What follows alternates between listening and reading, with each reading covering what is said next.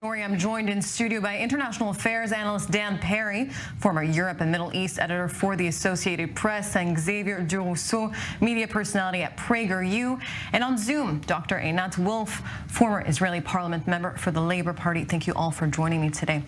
Dan, I want to start with you. Before we dive into the accusations that we heard from the South African team, walk us a little bit through the legal proceedings that will be conducted in court.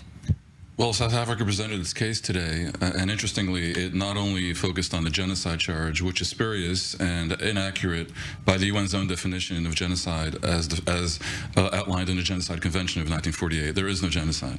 But it broadened it out to a coast-to-coast condemnation of Israel claiming apartheid on both sides of the Green Line. Now, this is an outrage. But this court, it must be understood, not only has no enforcement powers, which by now is, I think, well known, but also is largely political. The judges don't have to be judges. So essentially, it's a platform for both sides to make their case, and Israel will have that opportunity tomorrow. And the court the proceedings could last for months and maybe years, but what the court could do fairly soon is issue various injunctions. And there's a broad range of possibilities, from meaningless ones like investigate the outrageous statements by various Israeli foolish MKs, to perhaps a temporary injunction ordering an end to the conflict. Now, that would come before the Security Council for enforcement, and I would guess it would be a vote of the U.S. against everyone else, with the U.S. vetoing, a huge embarrassment in an election year, and that would probably ratchet up the pressure on Israel. And Dan, what could be some of the consequences if Israel does not do what the court orders at the end of all this hearing?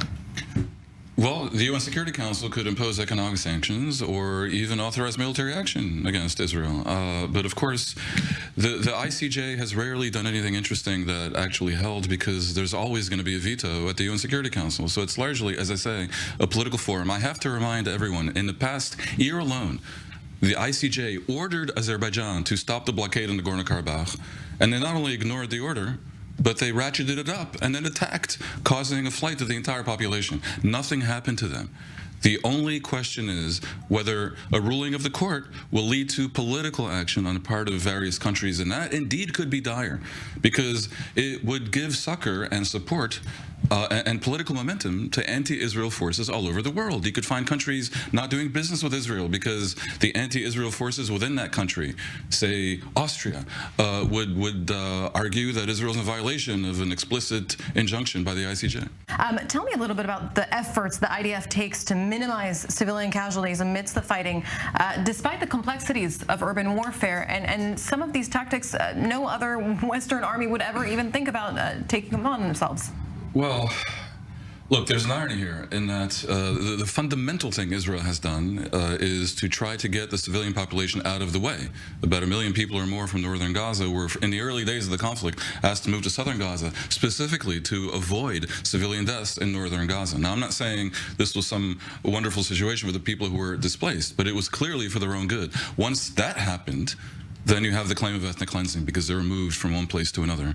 It is part and parcel of a propaganda war against Israel that, as Xavier is saying, is based on simplistic notions and a basic misunderstanding of essential things like who instigated.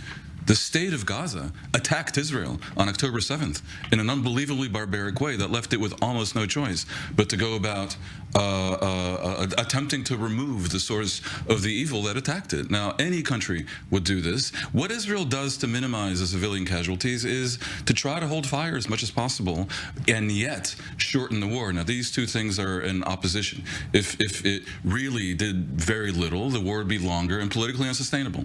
So there's a lot of variables here. They're difficult to know where the optimum is. But, you know, I wouldn't say Israel was free of failures in this campaign, including the fundamental failure of public messaging and of diplomacy. It's very difficult to tell a story without knowing where you're going, where you want the story to end. If Israel had said from day one, we want two things in Gaza: A, Hamas not being in power because it is in their charter that they want to genocidally destroy us, and B, we don't want to occupy Gaza. We're looking for other options, and we do understand probably the least bad option is an improved Palestinian Authority. That would be a story you can tell the world. But the government of Israel unfortunately contains right-wing elements whose outrages are helping the prosecution here. Right, and then Netanyahu did put out that message, but perhaps Too little, too late. Exactly. Dan Perry, Xavier Durousseau, thank you very much.